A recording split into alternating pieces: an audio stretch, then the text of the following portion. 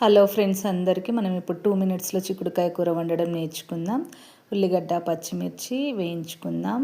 అలాగే చిక్కుడుకాయలు కడిగి పక్కన పెట్టుకుందాం. ఇలా కుక్కర్లో వేసుకున్న తర్వాత అవి వేగాక చిక్కుడుకాయ ముక్కలు కూడా వేసుకొని మంచిగా షాలో ఫ్రై మంచిగా ఒక 5 మినిట్స్ పచ్చివాసన పోయే వరకు ఉడికించుకుందాం. తర్వాత ఒక పెద్ద సైజు టమాటా తీసుకొని ముక్కలు కట్ చేసి పెట్టుకుందాం. ఆలోపు చిక్కుడుకాయ ముక్కలకి మూత పెట్టి ఉడికించుకుందాం ఒక 5 మినిట్స్ వరకు. ఆ తర్వాత టమాటా ముక్కలు ఇలా వేసుకొని ఉప్పు కారం పసుపు కొంచెం అల్లం వెల్లుల్లి పేస్ట్ వేసుకొని ఒక 5 మినిట్స్ మూత పెట్టి మళ్ళీ ఒక 5 మినిట్స్ ఉడికించుకుందాం.